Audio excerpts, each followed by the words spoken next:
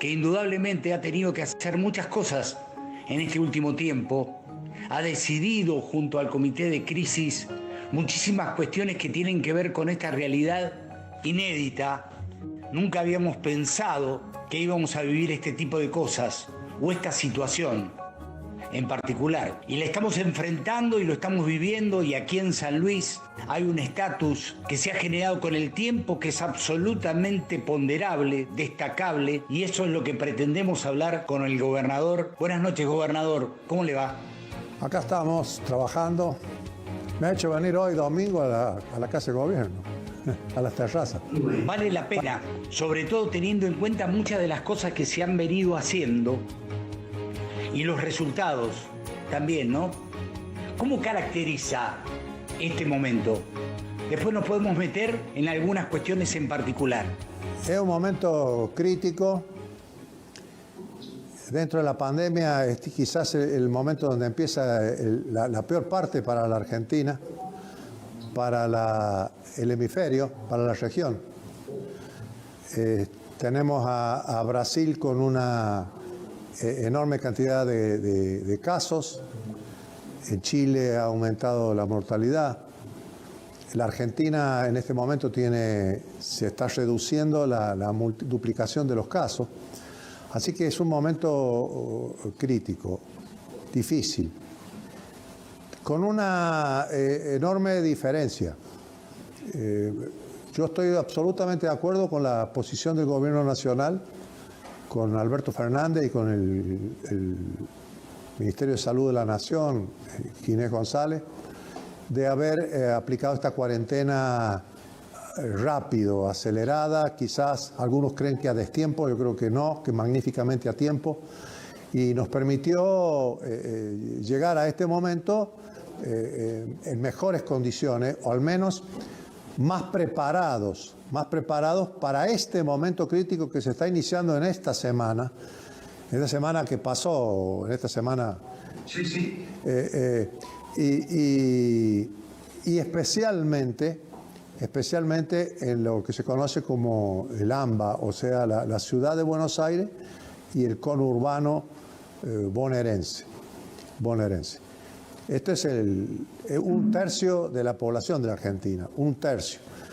El otro tercio los 2 tercios restantes tienen características distintas también, porque hay provincias, ciudades, donde hay circulación comunitaria, y hay provincias o ciudades en donde no hay circulación comunitaria, donde los casos ya han sido resueltos con el alta hospitalaria y que no ha avanzado, se ha achatado la curva, porque hemos tenido una sucesión de días con caso cero. En todas esas provincias, lugares, han sido casos importados, y 2 provincias argentinas que no tienen, no han tenido ningún caso Formosa y caso Catamarca. Bueno, esta es la situación. Nosotros estamos en la situación que describimos al final.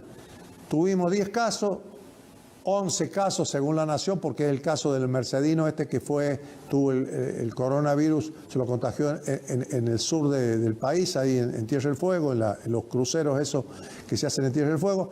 Se contagia el coronavirus, viene con el coronavirus, está porque tiene negocios en Río Cuarto, en la zona de Río Cuarto, se atiende en Río Cuarto y el coronavirus lo tiene en Río Cuarto. Entonces ese caso, La Nación dice, es de San Luis. Nosotros, como no lo tenemos, es un puntano, pero no lo tenemos en San Luis atendiendo.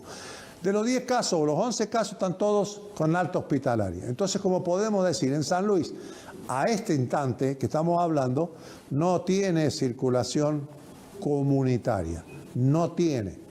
Entonces tenemos un estatus sanitario óptimo para la situación que está en el mundo. Estamos hablando de que el mundo está en el pico más difícil de la pandemia, sobre todo la Argentina. Empieza el momento más crítico. Bueno, entonces nosotros, ¿cuál es nuestra debilidad? Que el virus entre de afuera, que venga de afuera, porque adentro supuestamente lo que tenemos hasta este momento es que no está. Entonces, bueno, que venga de afuera. Para esto tenemos la debilidad que es el corredor del Pacífico, el corredor bioceánico, que sería la ruta 7, la ruta que une el Río Cuarto, por decirlo, a San Juan, la 8, la 7 y en el sur que está cerrada esa ruta ya. Bueno, por ahí puede entrar. Aviones no entran, entonces, bueno, o que entre clandestinamente alguien, que eso, bueno, es casi imposible de prever, o bueno, puede entrar, se toma las previsiones, pero podría suceder. Bueno, entonces ahí está nuestra debilidad. Por eso nosotros estamos muy cerrados la provincia, pero tenemos que tener una provincia cerrada con un pueblo libre y organizado. Y para ser libre tenemos que estar organizados. Y estamos organizados porque ha habido una gran responsabilidad en toda la población. No le digo nada de la actuación o cómo se ha comportado nuestro sistema de salud pública, excelente, sí. La salud privada coordinando, dejando que, o transfiriéndonos a nosotros toda la problemática del coronavirus, y si es necesario ellos se harían cargo de los casos que nosotros no podamos atender en el hospital público y lo harían de la forma igual como si fuera un hospital público. Esto como una excelente convenios, relaciones, claro. Después tenemos que agradecer al sistema de seguridad que para la magnitud del problema se está comportando extraordinariamente bien y lo está haciendo maravillosamente y hay que felicitarlo. La gente de vialidad, la gente de los peajes, todos los que están en infraestructura, los organismos nacionales que están ayudando, la Policía Federal, el Ejército Argentino, todos estamos trabajando bien, pero podemos seguir caminando con pasos que vamos dando con la responsabilidad social. La responsabilidad social. Es importante que cosas elementales, cuidémonos, cuídate, cuida a los demás. Usa el barbijo, el tapaboca, usa jabón cada vez que toques algo, mantener la distancia. Cuando salgas, con los permisos que hoy hay que hemos ampliado estos días, cuando salgas, hacelo el día que te corresponda, la forma que te corresponda, hacelo en el horario del sol.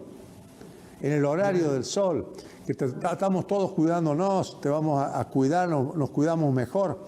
Hacelo, bueno, y tenés que saber que los actos que no sean responsables, bueno, que rompan esta responsabilidad, bueno, ese lo pagará con una multa y su actividad cesará o se controlará de otra manera. Entonces, todos estos objetivos que estamos ahora flexibilizando, que estamos permitiendo estos encuentros familiares que hoy domingo están resultando, los vamos a monitorear mañana seguramente, pero que están resultando exitosos, los permisos para que los jóvenes visiten sus amigos, toda la comunidad, visitemos los amigos, las amigas, los amigues, las relaciones íntimas, los grupos familiares, los días, se puede hacer todos los días según corresponden los protocolos.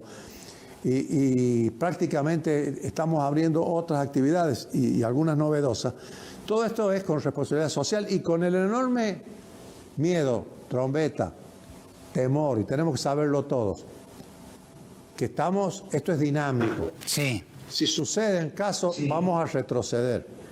Vamos a tomar el caso del barrilete. El barrilete está todo bien hasta que se te acabe el viento y tenés que tirar la soga para atrás. Bueno, todo va bien y todo sale bien si hacemos las cosas bien y con toda responsabilidad y no nos pasa lo no deseado. Si nos pasa lo no deseado, que es muy probable que nos pueda pasar, no es algo improbable. Por eso tenemos que cuidarnos. Sí. Si nos cuidamos y no pasa nada de esto no deseable, seguimos. Y si no, tenemos que retroceder. La ventaja que podemos retroceder con la experiencia que tenemos focalizando el problema. Claro. Supongamos que el problema sucediera en un lugar, no voy a nombrar ninguno, pero podemos cerrar ese lugar y auxiliar todos a ese lugar para que el tema no se propague. Entonces estamos en condiciones porque nuestro entrenamiento, todo lo que hemos manejado hasta hoy, nos permite mirar las cosas distinto y estar preparados para todas estas circunstancias.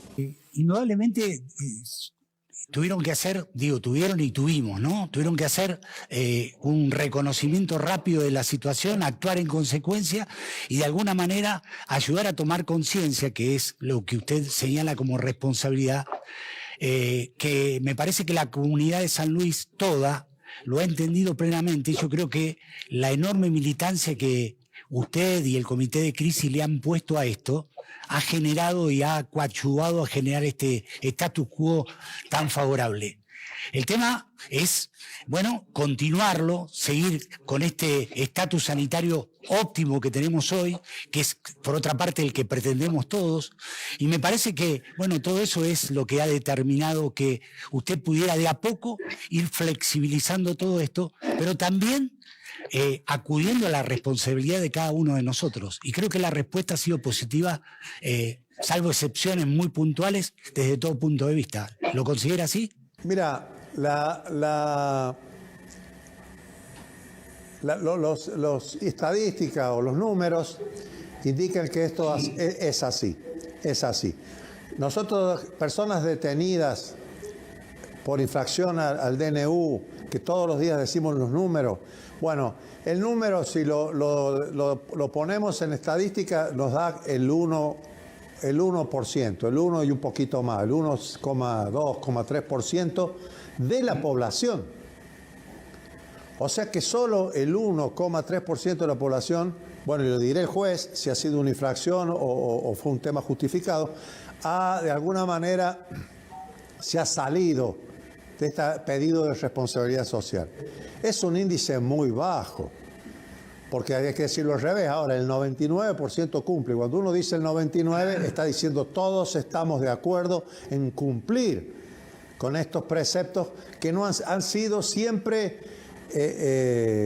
cuidadosos, respetuosos, no hemos ido más allá, no ha habido abuso en nada de esto. Y esto que es como muy bueno, estamos muy contentos. Yo pienso que esto es una tradición también de San Luis, porque yo de chico he vivido varias epidemias. La más dolorosa que viví, dolorosísima, fue la de la parálisis infantil, la de poliomielitis. Una enfermedad que afectaba directamente a los niños. Fue en el año 56. Y yo recuerdo las precauciones que tomaba mi madre con nosotros, los chicos.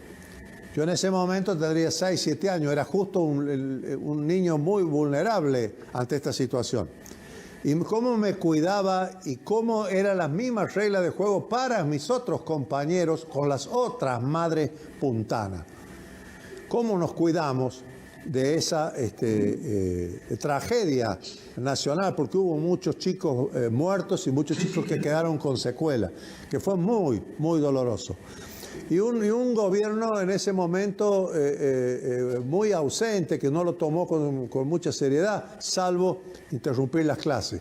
La gente tuvo como que manejarse sola. Y en ese momento hubo una conducta social de San Luis excelente, excelente.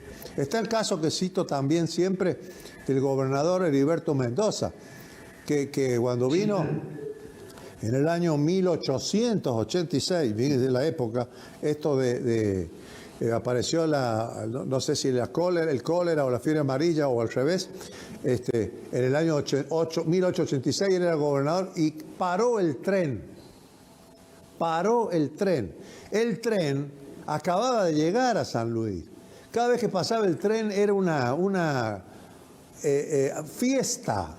En todos los pueblos donde pasaba, la gente salía a mirarlo, era una fiesta de semejante adelanto de la humanidad a la velocidad que iba y la cantidad de carga que llevaba y los rieles y el ruido del tren, la bocina o no sé cómo se dice, todo eso. Y el hombre dice, no, lo vamos a parar, el tren no entra a San Luis. Mira qué decisión.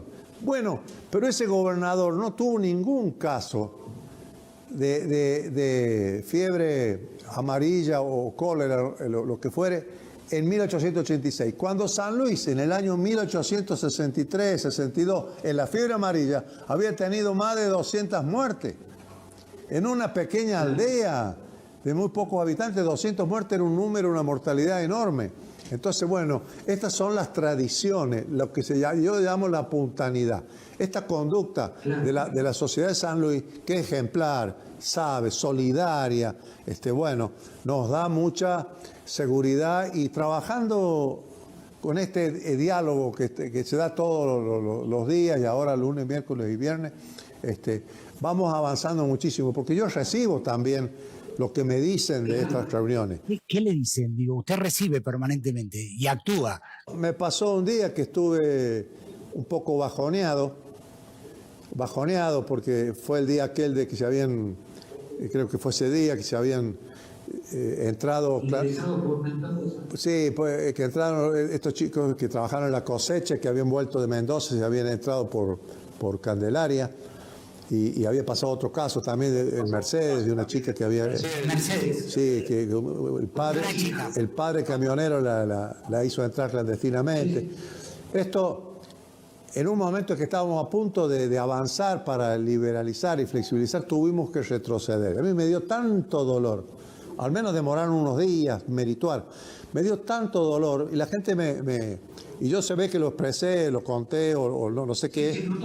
Bueno, y se notó. Y eso muchos llamados, fuerza, vamos, no, optimismo, o sea, cómo me ayudó y cómo me corrigieron, porque en realidad, no sé, yo tendría que haberme presentado quizás más neutro.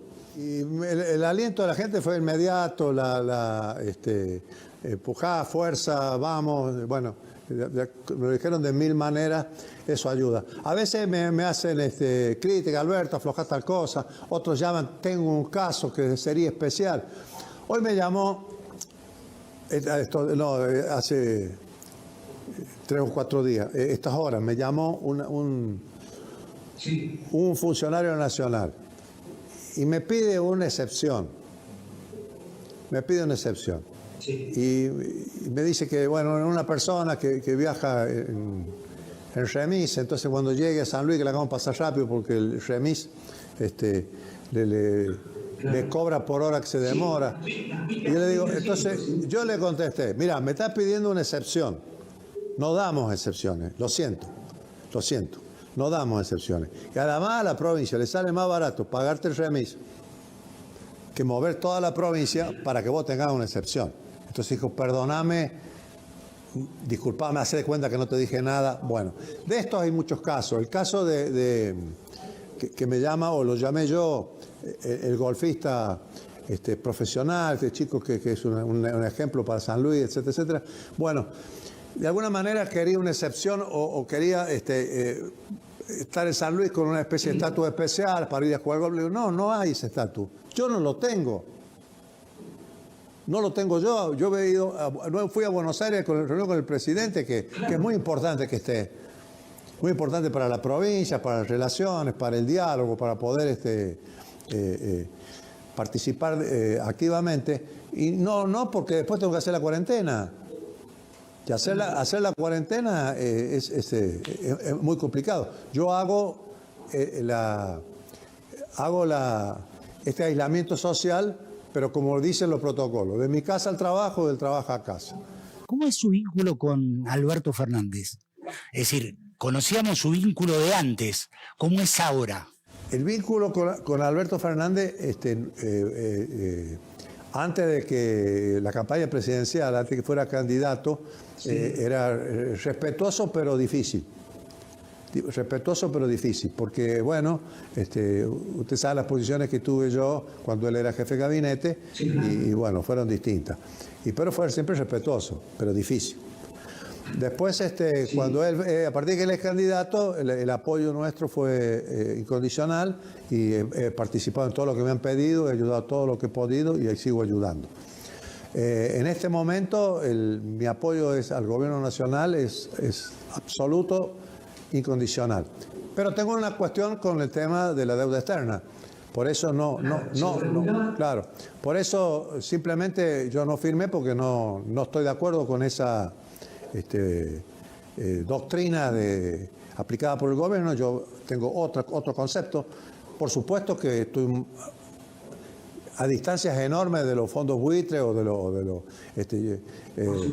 por supuesto, yo deseo que le vaya bien a la Argentina, pero no puedo firmar lo que yo toda mi vida dije otra cosa.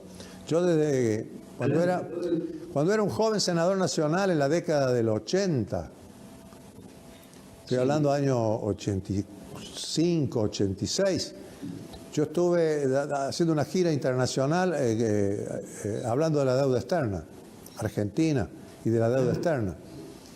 Yo estuve con Alfonsín, me llevó la delegación, yo era senador por el peronismo, estaba en el bloque de oposición y tenía que ir a un senador de la oposición, me eligieron a mí, fui yo a Zimbabue, donde había una reunión de los no alineados.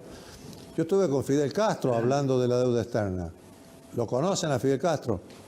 Bueno, joven senador, estuve hablando con él de la deuda externa. Después estuve en la asamblea, en Bolivia hicieron una asamblea parlamentaria para escucharme hablar sobre la deuda externa. O sea, estoy hablando de los años 85, 86. Después seguido con el tema de la deuda externa.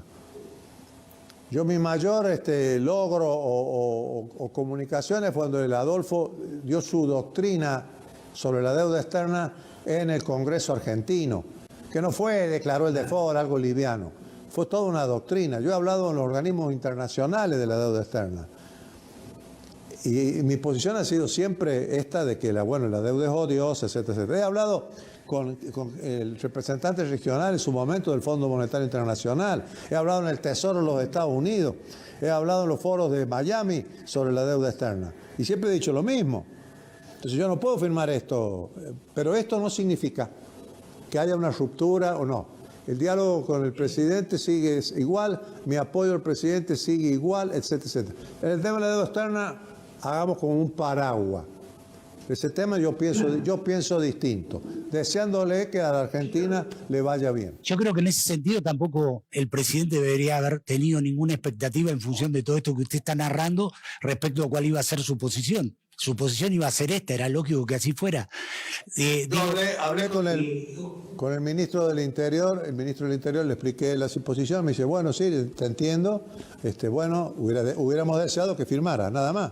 Claro. Algunos dirigentes opositores especularon con esto, diciendo, bueno, no, esto va a generar una ruptura o algo por el estilo. No. Lo solayamos, listo, pasamos. Se equivocan. Bueno, no, mire, en este momento a la oposición yo le tengo un gran afecto, cariño, porque como estamos todos unidos trabajando contra esta pandemia, dejando muchísimas cosas. Mire esta actitud o ejemplo republicano, democrático, que dio San Luis, el primero en la Argentina, cuando el 1 de abril hicimos la asamblea, con la presencia de los presidentes de bloque y el resto de los diputados y senadores en sus despachos, dando quórum y siguiéndolo de manera virtual. Esto fue ejemplar. Mire qué casualidad que ahora la Cámara de Diputados de la Nación, la Cámara de Senadores hace lo mismo. Un ejemplo, la Cámara de Diputados y Senadores de San Luis, todos respetamos el protocolo, el pueblo, todo, fue hasta conmovedor, solidario, responsable, muchos calificativos. Miren el Poder Judicial nuestro, que está trabajando al 100%, el único Poder Judicial de la Argentina, no sé si del mundo, que está trabajando sin problema. Lo único que no tenemos son las audiencias presenciales.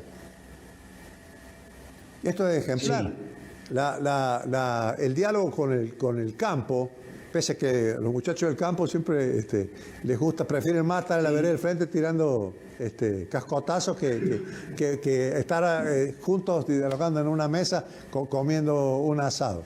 Y sin embargo estamos llevándonos muy bien, el campo está habilitado en épocas que se levanta la cosecha de soja, etcétera, y bueno, estamos muy bien. Las fábricas,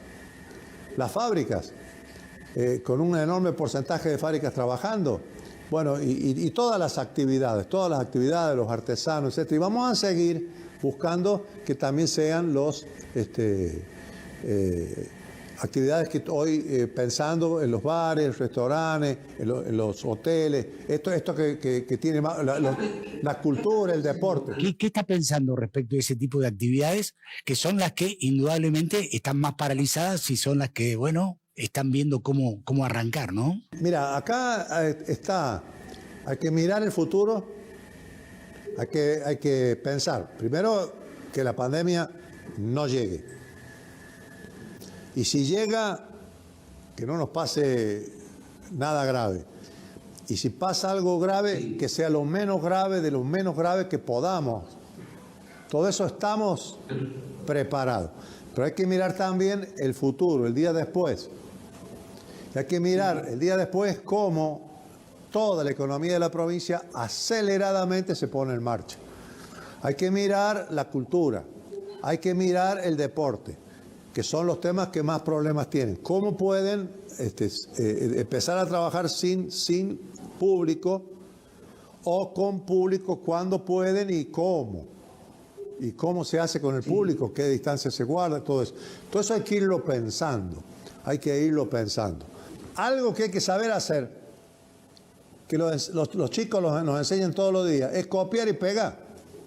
Copiar y pegar. Sí. ¿Viste cuando tenés un teléfono? Si ya aprendiste, apretá, te dice copiar, apretá copiar, y después va y dice pegar y pegar. Bueno, si el fútbol en Alemania, lo vamos a mirar unos días, resulta, y tenemos buenos protocolos, etcétera, vamos a mirar eso. Sí. Y por supuesto que vamos a pensar en algo parecido.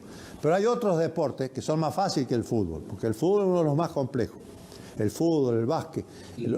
Hay otros como el tenis que no tienen por qué tener roce, salvo la pelota que cuando el que la saca, bueno, habrá que cambiar la pelota, qué sé yo qué. Usted me hablaba, tenemos que pensar, ¿cómo se imagina el mundo después de la pandemia?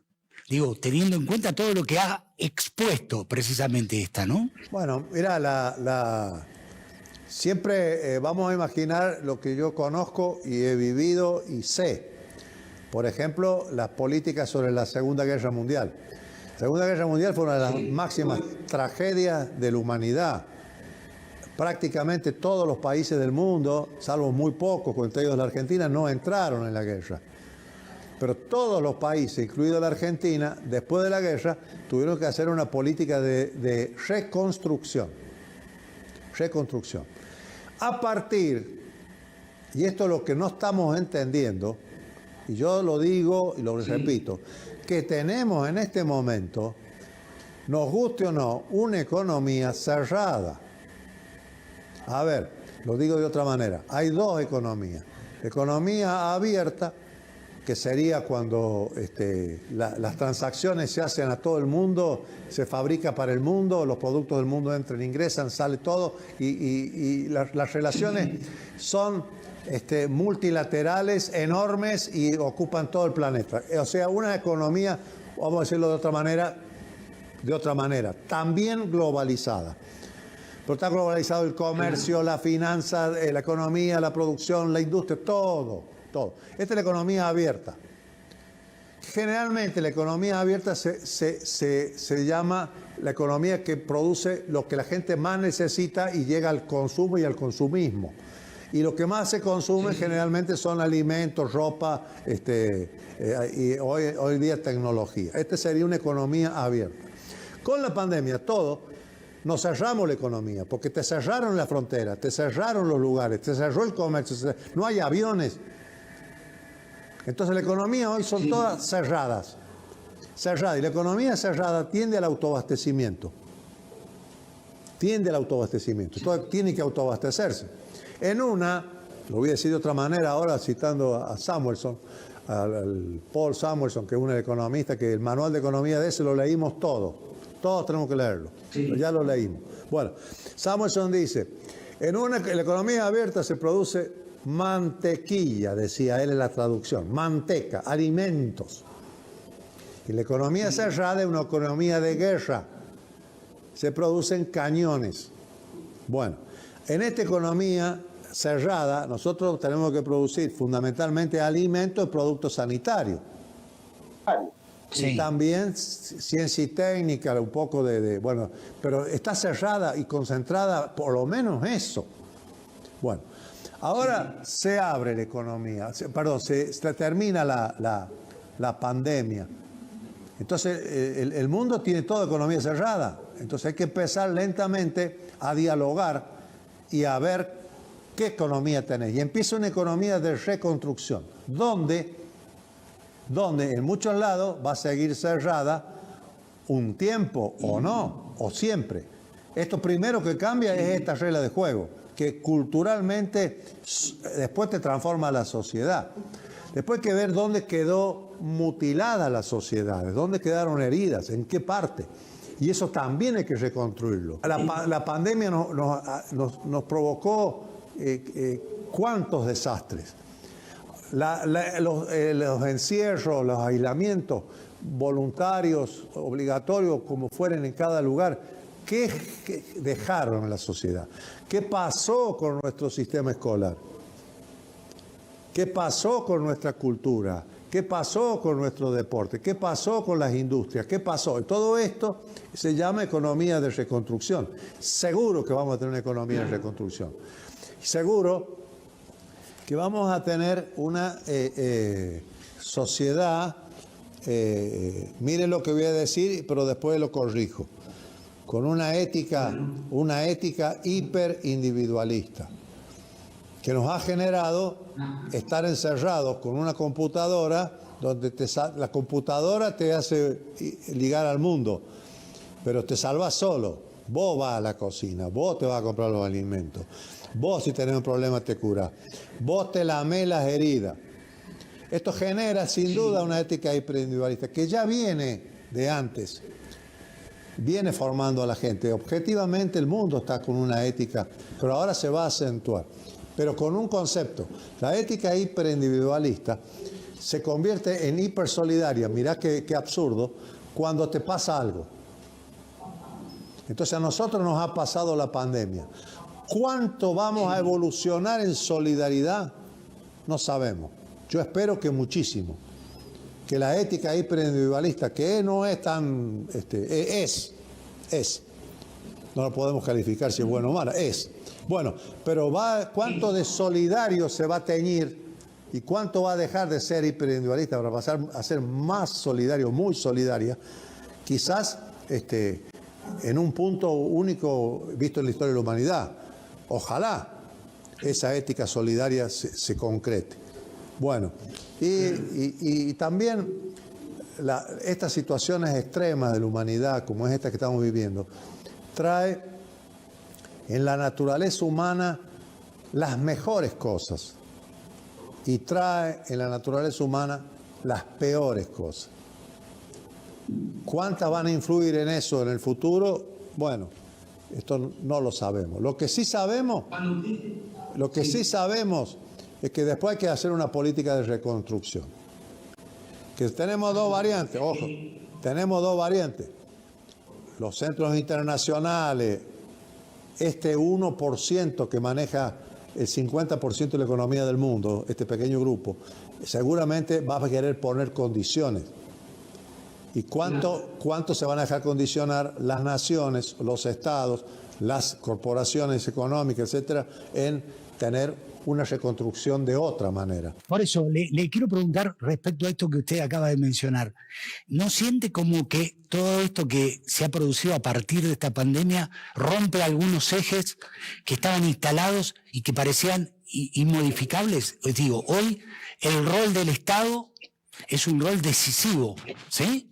Hay algunos que piensan que desde otro lugar se dominan determinadas situaciones. Y yo estoy convencido que esta pandemia, entre otras cosas, reivindica el rol del Estado. La salud pública, ¿sí?, está por encima de cualquier otra situación para contener este tipo de cuestiones, o esto que estamos viviendo. Esa es una mirada desde San Luis, pero hay que ver una mirada universal.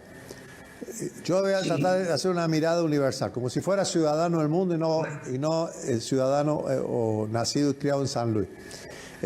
Primero, esta pandemia transforma a la humanidad. Nada va a ser igual. Nada va a ser igual. Cambia todo. Cambia todo. Cambia todo. Ese es el primer concepto. A partir de ahí, hablemos, el rol del Estado. Bueno, es una cuestión. Una cuestión. El rol del Estado, obviamente, en San Luis la tenemos claro, que el rol del Estado es decisivo. Porque el peso que tiene el Estado en la economía provincial, la situación de la provincia en la Argentina misma, el Estado también es un gran protagonista, y hay una gran ausencia en San Luis y en la Argentina de una burguesía nacional fuerte. No tenemos una burguesía, y tenemos una burguesía nacional que mira para afuera. Entonces, a esa también la va a transformar, ¿o no? Ese es un tema. Entonces, el rol del Estado en San Luis es claro que es decisivo. La salud pública en San Luis sí es decisiva y está comportándose maravillosamente. Y bueno, fíjate que asume toda la responsabilidad o los casos que haya de coronavirus. Entonces, esto es, pero no es decisivo en la Argentina y en el mundo. La ciudad de Buenos Aires solo tiene 1/3 de salud pública del Estado involucrada en la cuestión. El otro tercio son los sindicatos, los gremios, las obras sociales, y el otro tercio la salud privada. Entonces o salud pública con gerenciamiento privado, lo que fuere. Bueno, entonces en cada lado es distinto. Lo que sí es cierto que el rol del Estado está en juego en países que han decidido priorizar la salud o priorizar la economía. O decir ahora, porque ahora como esto no le da los resultados, dicen, empujamos juntos para que la salud y la economía salgan juntas. Bueno, como sería el caso ahora Brasil, que está diciendo, o Estados Unidos, Trump, dice ahora, no, tenemos que solucionar los dos problemas juntos. Primero era la economía. Después se dio cuenta que la salud lo estaba devorando y dice ahora, bueno, tienen que ir juntas. Y bueno, es un avance. Quiere decir que ya está reconociendo el rol del Estado, que tiene que ser decisivo en los Estados Unidos. Y esto es muy fuerte, es muy fuerte. Bueno, y Estados Unidos está tomando posiciones de cierre de su frontera y de cierre de actividades, donde también está decidiendo el rol del Estado.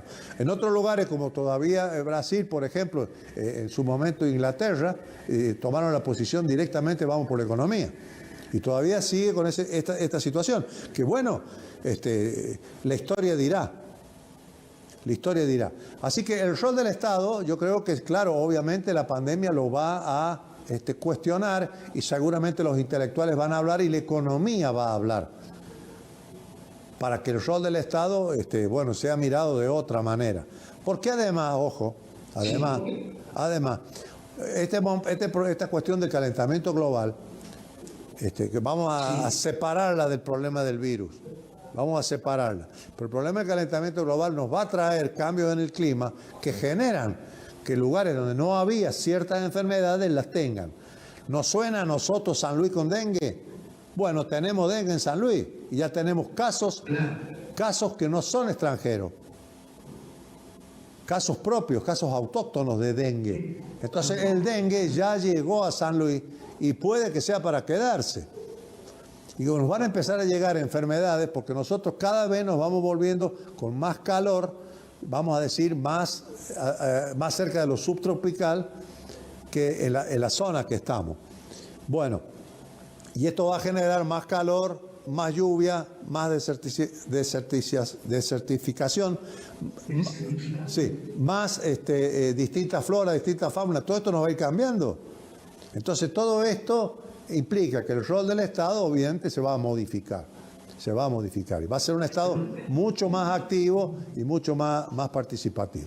Usted me estaba hablando de lo que va a ser el mundo después de la pandemia y me estaba dando una mirada que me parecía muy interesante. La economía sin duda va a cambiar porque vamos a aparecer con una economía cerrada, va a aparecer además el trabajo es probable que cambie, porque siempre las crisis también se sale por arriba y dan oportunidades. Vamos a tomar esto. Sí. Entonces, el trabajo, fíjese lo que está pasando ahora. Mucha gente trabaja a distancia y trabaja y maravillosamente bien. Yo tengo ministros trabajando a distancia en este momento. Sí. Bueno, entonces están trabajando por la red y hacen videoconferencias y las cosas van bien. Nosotros hacemos videoconferencias con el presidente. Muchas actividades se están haciendo a distancia porque no requieren la presencia de la persona por su actividad. Sí. Necesitan, es un trabajo que lo puede hacer en la computadora, que generalmente va de su casa, 2 horas, llega al lugar, hace el trabajo en la computadora y se va. Ahora la pandemia seguramente va a traer que mucha gente que hizo el trabajo maravillosamente bien le van a decir, quédate en tu casa, seguir trabajando ahí. Y esto va a traer una modificación, porque esto permite levantar el salario real. Porque si una empresa no tiene una empresa, vamos a poner inclusive la actividad televisiva, la están haciendo muchos desde su casa. Oye, entonces eso a la oficina central, al empleador, se ahorra en luz, gas, teléfono, el mantenimiento de los gastos fijos enormemente, porque esta persona está en su casa. Hasta puede vender el edificio central, tener uno más chico. Entonces y le tiene que comprar una buena computadora a su empleado. Entonces todo esto puede generar un cambio en el trabajo enorme, o por lo menos en alguna actividad, o por lo menos se puede empezar, que va a ser los nuevos dibujos que hay que pensar. La robótica. Se van a acelerar algunas actividades del robot porque es para evitar contagios. El robot no se va a enfermar de coronavirus. ¿Enseñanza? ¿Cómo la ve la educación? El otro día hablaba con Nicolás Trota. Bueno, él me decía, la educación. Imaginemos que se inicie la educación. ¿Cómo se va a iniciar? Con mucha prudencia. ¿Por qué los niños no son personajes que estén en tanto riesgo por la pandemia? El problema con los chicos es que pueden transmitir más fácil. Son más sensibles a la recepción, pero tienen más anticuerpos más rápido. Y son los chicos que tienen enfermedades básicas, también son vulnerables. Bueno, los chicos, cuando puedan volver a la escuela, seguramente lo van a hacer. Primero, seguramente será no todos juntos.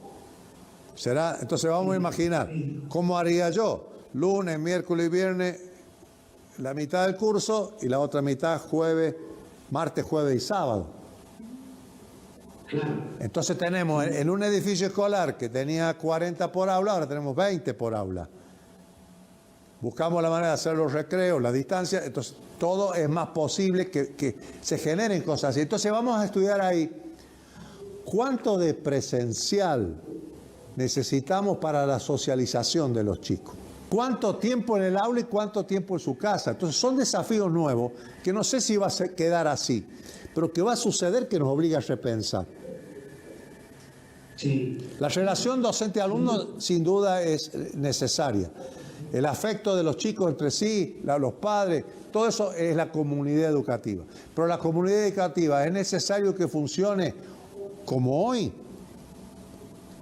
o puede funcionar mejor con esta enseñanza desgraciada que tenemos a partir de esta pandemia. Todo esto nos va a cambiar. Entonces estamos pensando en cualquier actividad que pensemos, es transformador y condicionante en nuestros hábitos y nuestra cultura el futuro. ¿Qué va a pasar y cómo nos vamos a manejar? Sin duda, hay un montón de cuestiones que llegaron para quedarse. El tema educativo que usted está señalando es uno.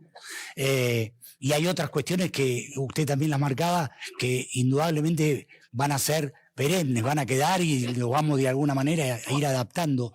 En este sentido, es decir, ¿a dónde habría que poner el acento de cara a lo que viene? ¿Sí? De cara a un mundo que va a ser distinto. Bueno,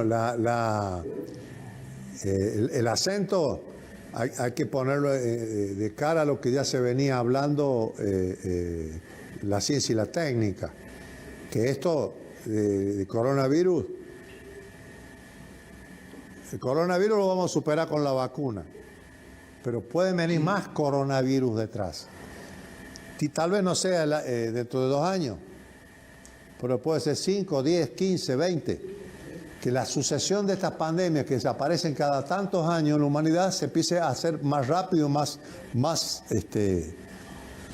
cercano cada vez. Entonces la ciencia y la técnica tienen que prepararse. La salud, todo esto tiene que prepararse. Tiene que prepararse el medio ambiente. Y hay que poner el tapete cuestiones como la demografía, las políticas demográficas. Porque nosotros en San Luis, a mí a veces me miran como extrañamente, pero yo en todos lados siempre aplico políticas demográficas. Por ejemplo, mi preocupación en estos tiempos de la década del 20 al 30 es los pueblos, por ejemplo, de San Martín y Belgrano, que han disminuido su cantidad de habitantes. Entonces, eso no nos debería suceder. Tenemos que hacer algo por San Martín y Belgrano y equilibrar el crecimiento al crecimiento de la provincia. Por ahí, el crecimiento desmesurado de zonas, tengamos que hacerlo que no sea tan a saltos tan fuertes, sea más lento para permitirnos prestar servicio. Como ha pasado con zonas como La Punta, Merlo, Juana Coslay, La Ribera, que el crecimiento así, en tan poco tiempo, tantos habitantes, nos genera problemas no esperados o bajamos la guardia en un momento y no pudimos seguir creciendo al mismo nivel que crecía la población. Todo esto hay que pensarlo. Las políticas demográficas, ahora, ¿cómo castiga el coronavirus? Donde hay más asentamiento demográfico, donde hay más densidad de población. Entonces hay que tener una política sobre eso. Todo esto hay que ponerle acento. Por ejemplo, mira, el coronavirus ahora, ¿dónde está? Vamos a hablar de Argentina. Lo más delicado es las grandes ciudades. Ciudad de Buenos Aires, las grandes ciudades que tiene el conurbano, ciudades que son más que una provincia en cantidad de habitantes. Bueno, Córdoba, Rosario, ahí tenés Mendoza, tenés entonces todo eso nos obliga a todo esto a repensar, hay que repensar el rol del Estado, la economía, la producción, ciencia y técnica, el medio ambiente, el calentamiento global. Todo esto nos obliga a tener una agenda más grande. Yo en el discurso que no dije, el 1 de abril, que algún día lo tendré que decir, quiero hablar de la Agenda 2030. 2030. Del 20 al 30, claro. La agenda, ¿cuál es la Agenda 2030? Y ahí están todos estos problemas. Es muy fácil. La Agenda 2030 es la agenda de la humanidad. No es la de todo el planeta Tierra. ¿Nosotros qué tenemos que hacer? Esa Agenda 2030 que la tiene la humanidad y llevarla a la Argentina, a San Luis.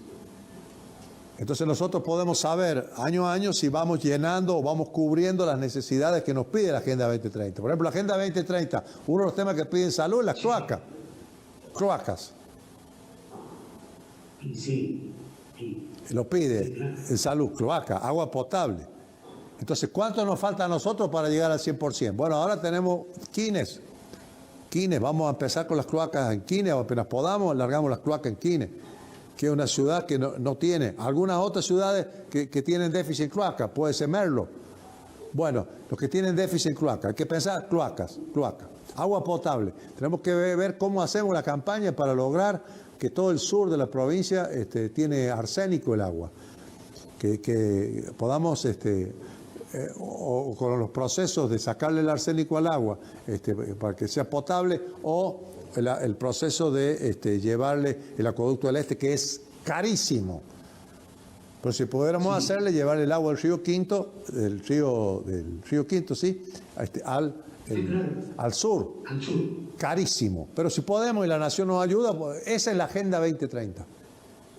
El 100% del agua potable, el 100% de las cloacas. Estamos hablando de salud. El 100% de las necesidades, que hay una relación, hospitales en todos lados, maternidades. Esto estamos hablando de salud. Hablamos de la economía. La Agenda 2030 es armonizar el campo con la experiencia técnica, llevar la agroindustria al campo. ¿Cómo puede ser que San Luis no tenga agroindustria? Bueno, todo eso es la Agenda 2030. El medio ambiente, obviamente, los árboles, la zona de la cuenca del Morro, son los temas de la Agenda 2030. Pero nosotros tenemos que decirle al pueblo de San Luis, ¿cuáles son nuestros objetivos? Entonces, año a año, hay que ir cumpliendo, alcanzando objetivos. No, año a año decir, bueno, hoy repartimos tantas bolsas de alimentos. No, eso está bien. Si hay necesidad habrá que hacerlo, pero eso no es un buen gobierno. No es un buen gobierno. Es parte chiquitita de un buen gobierno. Un buen gobierno es mirar más lejos. Bueno, usted en eso se ha destacado siempre, ha sido un visionario, hoy todo el mundo le reconoce esa capacidad de estadista. Nosotros hemos hecho muchísimas notas, no sé cuántas, pero así nunca. Miren las cosas que también nos ha impuesto la pandemia, ¿no? Estar charlando como hemos charlado tantas veces, pero esta vez a partir de la virtualidad y de todo el desarrollo que indudablemente la provincia tiene desde lo tecnológico que nos permite salir tan bien. Salimos los dos re lindos, le quiero decir, porque yo recién lo estaba mirando, así que sépalo, porque se lo van a decir, entonces yo se lo anticipo. Le quiero dejar los últimos minutos para que usted le dé un mensaje a la sociedad de San Luis, que, siempre que usted aparece hablando, lo escucha con mucha atención porque le cree, ¿sí? ¿Qué le diría? El único mensaje es de agradecimiento. Agradecimiento. Me siento orgulloso de cómo se están comportando las instituciones, cómo se comporta todos y cada uno de los que trabajan en el comité de crisis, que es prácticamente todo el gabinete. Nada más que son personajes que todos los días se reúnen, pero que tienen equipos extraordinarios. La gente que está en los laboratorios, que nos ha permitido hacer los análisis a una velocidad increíble. Hay que agradecerle a ellos porque miren lo que pasa, pues también a todos los que trabajamos para que esto se lograra. Pero ¿recuerdan los primeros momentos de la pandemia? Que las noticias teníamos un caso sospechoso y la resolución, si era confirmado o no, tardábamos 6 días, 7 días, 5 días. Hoy es prácticamente 24 horas. A veces porque el análisis nos pide que lo hagamos de nuevo porque no se reconstruyeron bien el ADN, por ejemplo, nos obliga a tal vez a 48 horas, pero tenemos mucho más rápido la certeza de lo que está pasando. Agradecimiento a toda esa gente, a los que antes iban al Garrahan. La ministra de Salud iba ella personalmente a llevar las muestras al Garrahan, en una tarea silenciosa, pero de una militancia maravillosa. Bueno, esto en los equipos que yo veo, los que no veo que están más lejos, la gente que, por ejemplo, para cerrar las rutas, los caminos, tuvo que hacer una tarea enorme, muy rápida, a veces con fricciones con la gente que están haciendo, por qué, explicando. Bueno, y después, enormemente a los viejos, y lo voy a decir los viejos cariñosamente, las viejitas y los viejitos de mi edad, somos compañeros de escuela. Les tengo que agradecer porque son maravillosos. Los trabajadores, las trabajadoras, como los que están sin trabajo, mirá que el aguante que tienen que hacer. Los intendentes, obviamente, sí, los intendentes. Los jóvenes, que tienen un impulso, los jóvenes saben que a ellos si les da es muy difícil que sea grave. Tienen respuestas, tienen un cuerpo distinto, bueno, están en plena juventud, los anticuerpos se forman más fácil. Sin embargo, ayudan haciendo el aislamiento. Los adolescentes, que muchas veces nadie se acuerda de ellos, o solo los chicos, los estudiantes, etcétera, que están relegando muchísimas cosas, porque están en una edad que es la más maravillosa de todas, la edad del amor, de la solidaridad, del compañerismo, de la risa, de divertirse, de poder jugar. Y bueno, y tienen que estar en este aislamiento y lo comprenden. Vos comprendete que esto hasta me emociona. Los niños, cómo, bueno, con todo lo que también todo lo que pueden disfrutar y están ahí con su papi y su mami o con sus familiares haciendo todo esto. En el pueblo de San Luis, bueno, todo esto es de agradecimiento. Solamente tenemos este estatus hoy, entre todos, responsablemente todos. Mi anhelo enorme es que podamos mantener este estatus, que salgamos rápido la Argentina y el mundo de esta pandemia, que produzca el menor daño, podamos evitar daños y bueno, y mucho afecto, y en estas medidas que hemos tomado estas horas, pongámosle fuerza y responsabilidad, así vamos por más. Le quiero agradecer muchísimo, Alberto. Digo, seguramente la gente de San Luis toda debe estar disfrutando y valorando muchas de las cosas que usted dijo.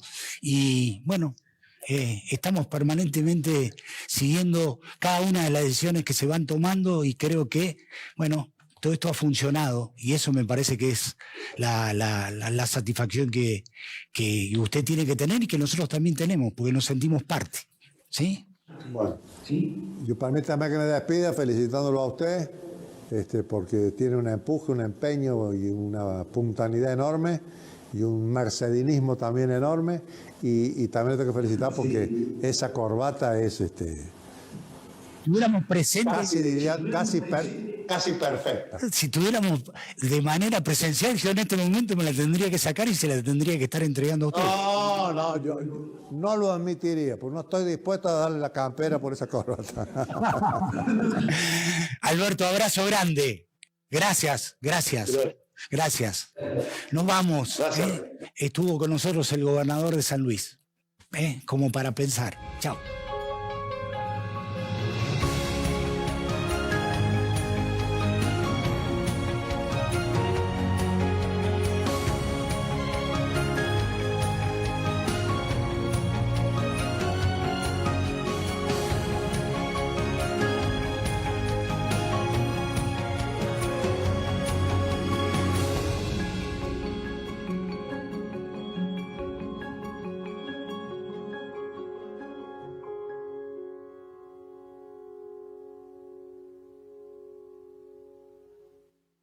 En BEA